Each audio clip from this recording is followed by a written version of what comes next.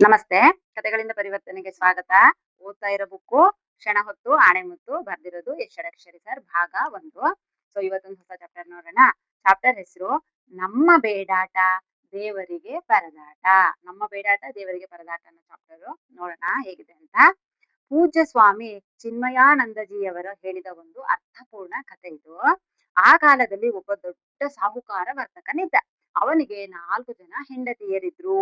4 ಜನರಿಗೂ ಬೇರೆ ಬೇರೆ ಬಂಗ್ಲೆ ಮಾಡಿಟ್ಟಿದ್ರು. ಆ ವರ್ತಕರಿಗೆ 4 ಜನ ಹೆಂಡತಿರಿರ್ತಾರೆ. 4 ಜನ ಹೆಂಡತಿರಿಗೂ ಬೇರೆ ಬೇರೆ ದೊಡ್ಡ ದೊಡ್ಡ ಅರಮನೆನ ಕಟ್ಟಿ ದೊಡ್ಡ ದೊಡ್ಡ ಮನೆ ಬಂಗಲೆಗಳನ್ನ ಕಟ್ಟಿ 4 ಮಂದಿ ಹೆಂಡತಿರಿಗೂ 4 ಬಂಗಲೆಗಳನ್ನ ಕಟ್ಟಿರ್ತಾರೆ.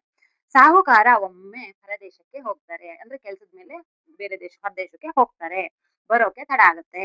ಈ ಪತ್ನಿಯರು ಅವನಿಗೆ ಪತ್ರ ಬರೆಯುತ್ತಾ ಇದ್ರು. 4 ಜನ ಹೆಂಡತಿರಿದ್ರಲ್ವಾ, ಗಂಡ ಇನ್ನೂ ಬರ್ಲಿಲ್ಲ, ತುಂಬಾ ದಿನ ಆಯ್ತು ಅಂತ ಹೇಳಿ ಪತ್ರ ಬರೆದ್ರು. ಮೊದಲ ಪತ್ನಿ ಏನಂತ ಹೇಳಿದ್ರು, ಆ ದೇಶದ ಸುಗಂಧ ದ್ರವ್ಯಗಳು ಪ್ರಖ್ಯಾತಿ ಅಲ್ವಾ, ಹಾಗಾಗಿ ನನಗೆ ಇಂತಿಂತಹ ಸುಗಂಧ ದ್ರವ್ಯಗಳು ಬೇಕು ಅಂತ ಹೇಳಿ ಪಟ್ಟಿ ಮಾಡಿ ಲೆಟರ್ ಅಲ್ಲಿ ಕಳಿಸ್ತಾರೆ. ಎರಡನೇ ಹೆಂಡತಿ ಏನ್ ಕಳಿಸ್ತಾರೆ, ಅಲ್ಲಿ ತುಂಬಾ ಹೊಸ ಹೊಸ ಫ್ಯಾಷನ್ ಬಟ್ಟೆ ಇರ್ತವೆ, ನನಗೆ ಹೊಸ ಹೊಸ ಒಳ್ಳೊಳ್ಳೆ ಬಟ್ಟೆ ತಗೊಬನ್ನಿ ಅಂತ ಹೇಳಿ ಲೆಟರ್ ಬರೀತಾರೆ. ಮೂರನೇ ಹೆಂಡತಿ ಏನ್ ಬರೀತಾರೆ, ಅಲ್ಲಿ ಒಳ್ಳೊಳ್ಳೆ ಡಿಸೈನ್ ಗೋಲ್ಡ್ ಒಳ್ಳೊಳ್ಳೆ ಡಿಸೈನ್ ಇರುತ್ತೆ, ನನ್ಗೆ ಸಖತ್ ಗೋಲ್ಡ್ ತಗೊಬನ್ನಿ, ಒಳ್ಳೊಳ್ಳೆ ಡಿಸೈನ್ ಗೋಲ್ಡ್ ತಗೊಬನ್ನಿ ಅಂತ ಮೂರನೇ ಹೆಂಡತಿ ಲೆಟರ್ ಬರೀತಾರೆ. ಈಗ ನಾಲ್ಕನೇ ಹೆಂಡತಿ ಏನಂತ ಬರೀತಾರೆ, ನನಗೆ ನಿಮ್ಮನ್ನ ನೋಡ್ಬೇಕು ಅನಿಸ್ತಾ ಇದೆ, ನನಗೆ ನೀವಷ್ಟೇ ಸಾಕು, ಬೇಗ ಬನ್ನಿ ಅಂತ ಹೇಳಿ ನಾಲ್ಕನೆಯವರು ನೀವು ಬೇಕು ಅಂತ ಹೇಳಿ ಬರೀತಾರೆ ನಾಲ್ಕನೇ ಹೆಂಡತಿ.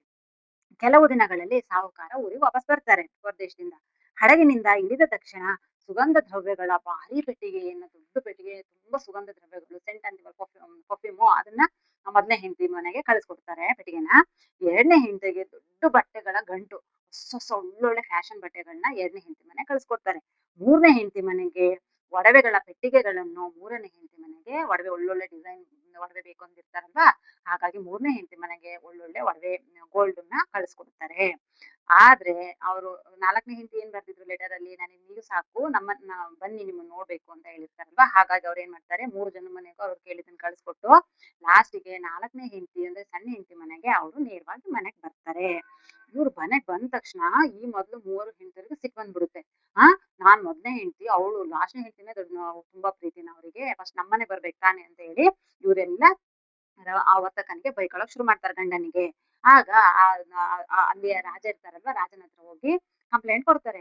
ನೋಡಿ ಮಹಾರಾಜ, ನಮ್ಮನೆಗ್ ಬಂದಿಲ್ಲ, ನಾನ್ ದೊಡ್ಡ ಹೆಂಡತಿ, ನಾ ಎರಡನೇ ಹೆಂಡತಿ, ನಾ ಮೂರನೇ ಹೆಂಡತಿ, ನಮ್ಮನೆಗ್ ಬಂದ್ರೆ ಆ ಲಾಸ್ಟ್ನೇ ಹೆಂಡತಿ ಮನೆಗೆ ಹೋಗಿದ್ದಾರೆ ಅಂತ ಹೇಳಿ ರಾಜನ ಹತ್ರ ಹೋಗಿ ಕಂಪ್ಲೇಂಟ್ ಕೊಡ್ತಾರೆ.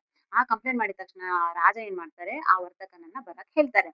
ಬರಕ್ ಹೇಳಿದ್ಮೇಲೆ ಆಗ ಅವರು ಕೇಳ್ತಾರೆ ಆ ವರ್ತಕನಿಗೆ, ಯಾಕಪ್ಪ ನೀನ್ ಹಿಂಗ್ ಮಾಡ್ದೆ, ನೀನ್ ಮೊದ್ಲೇ ಹೆಂಡತಿ ದೊಡ್ಡ ಹೆಂಡತಿ ಮನೆಗೆ ಫಸ್ಟ್ ಹೋಗ್ಬೇಕಿತ್ತಲ್ವಾ, ಯಾಕೆ ಲಾಸ್ಟ್ ಕೊನೆ ಹೆಂಡತಿ ಮನೆಗೆ ಹೋದೆ ಅಂತ ಕೇಳಿದಾಗ ಆಗ ಆ ವರ್ತಕನ ಉತ್ತರ ತುಂಬಾ ಸರಳವಾಗಿತ್ತು. ಏನಂತ ಹೇಳಿದ್ರೆ, ನೋಡಿ ಮಹಾರಾಜ, ನನಗೆ ಅವರು ಏನೇನ್ ಕೇಳಿದ್ರು ಅದನ್ನ ನಾನು ಖಂಡಿತ ತಂದ್ಕೊಟ್ಟಿದ್ದೀನಿ. ಅವ್ರ ಫಸ್ಟ್ನೇ ಹೆಂಡತಿ ಸುಗಂಧ ದ್ರವ್ಯಗಳು ಕೇಳಿದ್ರು, ಅದನ್ನ ತಂದಿದ್ದೀನಿ. ಎರಡನೇ ಹೆಂಡತಿ ಒಳ್ಳೊಳ್ಳೆ ಬಟ್ಟೆ ಕೇಳಿದ್ರು, ಅವ್ರಿಗೆ ಕೇಳಿದ್ದೀನಿ. ಮೂರನೇ ಹೆಂಡತಿ ಒಳ್ಳೊಳ್ಳೆ ಬಂಗಾರ ಕೇಳಿದ್ರು, ಅವರಿಗೂ ತಂದ್ಕೊಟ್ಟಿದ್ದೀನಿ. ಆದ್ರೆ ನನ್ನ ನಾಲ್ಕನೇ ಹೆಂಡತಿ, ಕಿರಿಯ ಹೆಂಡತಿ, ನಾನೇ ಬೇಕು ಅಂತ ಹೇಳಿದ್ರು, ಹಾಗಾಗಿ ನಾನು ಅವ್ರವ್ರು ಏನೇನ್ ಬೇಕು ಅಂತ ಕೇಳಿದ್ರು ಖಂಡಿತ ಅವ್ರಿಗೆ ನಾನು ಅದನ್ನ ಒದಗಿಸಿದ್ದೇನೆ, ಅವ್ರಿಗೆ ಸಿಗೋ ಹಾಗೆ ಮಾಡಿದ್ದೇನೆ ಅಂತ ಹೇಳಿ ಹೇಳ್ತಾರೆ. ನಂದೇನಿದ್ರು ತಪ್ಪಿಲ್ಲ ಮಹಾರಾಜ, ಅವ್ರವ್ರು ಕೇಳಿದ್ದನ್ನ ನಾನು ಅವ್ರಿಗೆ ಕೊಟ್ಟಿದ್ದೀನಿ ಅಂತ ಹೇಳ್ತಾರೆ. ಆಗ ರಾಜ ವರ್ತಕನೇನು ತಪ್ಪಿಲ್ಲ, ಅವ್ರು ಮಾಡಿದ್ ಕರೆಕ್ಟ್ ಇದೆ ಅಂತ ಹೇಳಿ ಮಹಾರಾಜ ತೀರ್ಪು ಕೊಡ್ತಾರೆ. ಈ ಕಥೆಯ ಸತ್ಯ ಅಸತ್ಯತೆಗಳ ಬಗ್ಗೆ ನಾವು ತಲೆ ಕೆಡಿಸ್ಕೊಳ್ಳೋದೇನ್ ಬೇಡ. ನಮ್ಮ ಜೀವನದಲ್ಲಿ ನಾವೆಲ್ಲ ಆ ವರ್ತಕನ ಪತ್ನಿಯರಂತೆ. ವರ್ತಕ ನಮ್ಮ ದೇವರು. ನಾವು ಏನು ಬೇಕೆಂದು ದೇವರನ್ನು ತೀವ್ರವಾಗಿ ಬೇಡುತ್ತೇವೆಯೋ ಅದೇ ನಮಗೆ ಲಭಿಸುತ್ತದೆ. ಕೊಡುವ ಪ್ರಮಾಣದಲ್ಲಿ ಏರುಪೇರು ಇರಬಹುದು, ಸಮಯ ಹಿಂದೆ ಮುಂದೆ ಆಗಬಹುದು, ಆದರೆ ಸಾಮಾನ್ಯವಾಗಿ ನಮ್ಮ ಸದಿಚ್ಛೆಗಳು ಈಡೇರುತ್ತವೆ. ನಾವು ಅನೇಕ ಸಾರಿ ಬೇಡಬಾರದುದನ್ನು ಸಹ ಬೇಡಿಬಿಡ್ತೇವೆ. ನಮ್ಮ ಬೇಡಿಕೆ ಈಡೇರದಿದ್ದರೆ ದೇವರನ್ನು ದೂರುತ್ತೇವೆ, ಹೊಸ ದೇವರನ್ನು ಹುಡುಕುತ್ತೇವೆ. ಅಂದ್ರೆ ನಾವು ದೇವ್ರನ್ನ ಏನೋ ಕೇಳ್ತೀವಿ, ಅವ್ನ ದೇವ್ರು ಕೊಡ್ಲಿಲ್ಲ ಅಂದ ತಕ್ಷಣ ಇನ್ನೊಬ್ರು ಯಾರೋ ಹೇಳ್ತಾರೆ, ಇಲ್ಲೊಂದು ಪವರ್ಫುಲ್ ದೇವ್ರಿದೆ, ಅದನ್ನಂತೂ ಏನ್ ಕೇಳಿದ್ರು ಕೊಟ್ಟು ನಮ್ಮ ಆಸೆಗಳೆಲ್ಲ ಈಡೇರ್ಬಿಡ್ತಾರೆ ಅಂತ ಯಾರು ಹೇಳ್ತಾರೋ ಇನ್ನೊಂದ್ ದೇವ್ರನ್ನ ನೋಡ್ಕೊಂಡು ಹೋಗ್ತೀವಿ. ಅಲ್ಲಿ ನಮ್ಮ ಬೇಡಿಕೆನ ಹೇಳ್ತೀವಿ. ಆ ದೇವ್ರು ಅಲ್ಲಿ ಈಡೇರ್ಲಿಲ್ಲ ಆ ಬೇಡಿಕೆ ಅಂದ ತಕ್ಷಣ ಇನ್ನೊಂದು ಯಾರೋ ಬೇರೆ ದೇವ್ರನ್ನ ಹುಡುಕ್ತಾ ಹೋಗ್ತೀವಿ. ಆ ತರ ದೇವ್ರನ್ನ ಬದಲಾಯಿಸ್ತೀವಿ ಅಂತ ಹೇಳಿ ಹೇಳ್ತಾ ಇದ್ದಾರೆ. ಆಗ ವಿಫಲರಾಗುತ್ತೆ. ಅಂದ್ರೆ ಬೇರೆ ಬೇರೆ ದೇವರನ್ನು ಹುಡುಕ್ತಾ ನಾವು ವಿಫಲರಾಗುತ್ತೇವೆ. ಸರಿ, ಮತ್ತೆ ಹೊಸ ಹೊಸ ದೇವರ ಹುಡುಕಾಟ, ನಮಗೂ ದೇವರಿಗೂ ಪರದಾಟ. ಹಾಗಾಗದಿರಲು ಏನು ಮಾಡಬಹುದು? ಸ್ವಾಮೀಜಿಯವರೇ ಸೂಚಿಸಿದ ಕೆಲವು ಸೂಚನೆಗಳು ಹೀಗಿವೆ. 100 ವರ್ಷದ ಬದುಕನ್ನು ಬೇಡಬೇಡಿ. ದೇವ್ರ ಹತ್ರ ನಾನ್ 100 ವರ್ಷ ಬದುಕ್ಬೇಕಪ್ಪ ಅಂತ ಬೇಡ್ಬೇಡಿ. ಇರುವಷ್ಟು ವರ್ಷ ಆರೋಗ್ಯವಾಗಿರಲು ಆರೋಗ್ಯವಾಗಿರುವುದನ್ನು ಬೇಡಿಕೊಳ್ಳಿ. 100 ವರ್ಷ ನಾನು ಬದುಕಬೇಕು ಅಂತ ಬೇಡಬೇಡಿ. ನನಗಿರೋ ಆಯಸ್ಸನ್ನೇ ನಾನು ತುಂಬಾ ಆರೋಗ್ಯವಾಗಿ ಬದುಕೋಗ್ ಮಾಡು ಭಗವಂತ ಅಂತ ಕೇಳ್ಕೋಬೇಕು. ಅಷ್ಟು ಬೇಕು, ಇಷ್ಟು ಬೇಕು ಅಂತ ಕೇಳ್ಬೇಡಿ. ಇರುವಷ್ಟನ್ನು ಅನುಭವಿಸುವ ಶಕ್ತಿ ಬೇಡಿಕೊಳ್ಳಿ. ನನಗೆ ಅಷ್ಟು ಬೇಕು, ಅಷ್ಟು ದುಡ್ಡು ಕೊಡು, ಇಷ್ಟು ದೊಡ್ಡ ಬಂಗ್ಲೆ ಕೊಡು, ಅಷ್ಟು ಮನೆ ಕೊಡು, ಅಷ್ಟು ಕೊಡು ಅಂತ ನಾವು ಕೇಳೋ ಬದಲು ನನಗೇನ್ ಕೊಟ್ಟಿದೀಯಾ ಅದನ್ನ ಅನುಭವಿಸುವ ಶಕ್ತಿ ನನಗೆ ಕೊಡು ಅಂತ ಹೇಳಿ ಕೇಳ್ಕೋಬೇಕು. ಭಾರೀ ಭೋಜನ ಬೇಕೆಂದು ಕೇಳಬೇಡಿ. ದೊರಕಿದ್ದನ್ನು ತಿನ್ನುವ ರುಚಿ ಮತ್ತು ಜೀರ್ಣಿಸಿಕೊಳ್ಳುವ ಶಕ್ತಿ ಕೊಡು ಭಗವಂತ ಅಂತ ಕೇಳಿಕೊಳ್ಳಿ.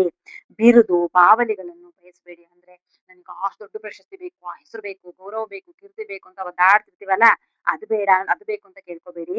ಆಂತರಿಕ ಬೆಳವಣಿಗೆಗಾಗಿ ಪ್ರಾರ್ಥಿಸಿ. ಅಂದ್ರೆ ನಮ್ಮನ್ನ ನಾವು ಡೆವಲಪ್ ಮಾಡ್ಕೊಳ್ಳೋ ಹಾಗೆ, ನಮ್ಮ ಆತ್ಮ ಡೆವಲಪ್ ಆಗೋ ಹಾಗೆ, ನಾವು ಒಳಗಿಂದ ನಮ್ ನೆಮ್ಮದಿ ಸಂತೋಷ ಅದೇನಿದೆ ಅಲ್ಲ ಅದನ್ನ ಡೆವಲಪ್ ಮಾಡ್ಕೊಳ್ಳೋ ಹಾಗೆ ಬೇಡ್ಕೊಳ್ಳಿ ಅಂತ ಹೇಳಿದ್ದಾರೆ.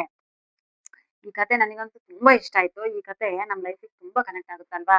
ಸೊ ಈ ಕತೆ ಈಗ ನಾವು ನಮ್ ಲೈಫ್ ಕನೆಕ್ಟ್ ಮಾಡ್ಕೊಳ್ಳೋಣ. ಅಂದ್ರೆ ನಾವ್ ಏನನ್ನ ಬೇಡ್ತಾ ಇದೀವಿ ಅಂತ ನಾವು ನಮ್ ಬೇಡಿಕೆಗಳನ್ನ ನಾವು ಪರೀಕ್ಷೆ ಮಾಡ್ಕೋಬೇಕಾಗಿದೆ ದೇವ್ರ ಹತ್ರ. ಅಂದ್ರೆ ಅದು ಬೇಕು ಇದು ಬೇಕು ಅಂತ ಕೇಳ್ತಾ ಇದೀವ, ಇರೋದನ್ನ ನೆಮ್ಮದಿಯಾಗಿ ಅನ್ಭವಿಸಾಗ್ ಮಾಡಪ್ಪ ಅಂತ ಕೇಳ್ಕೊತಾ ಇದೀವ, ಇವಾಗ ನಾವು ಚೆಕ್ ಮಾಡ್ಕೋಬೇಕಾಗಿದೆ ಅಲ್ವಾ. ಸೊ ಈ ಕತೆ ನಿಮಗೂ ಇಷ್ಟ ಆಯ್ತು ಅನ್ಕೊಂತೀನಿ. ಹೊಸ ಚಾಪ್ಟರ್ ಜೊತೆ ಬರ್ತೀನಿ. ದಯವಿಟ್ಟು ಯಾರೆಲ್ಲ ಹೊಸದು ನೋಡ್ತಾ ಇದೀರಾ ದಯವಿಟ್ಟು ಸಬ್ಸ್ಕ್ರೈಬ್ ಮಾಡ್ಕೊಂಡು ಸಪೋರ್ಟ್ ಮಾಡಿ. Thank you.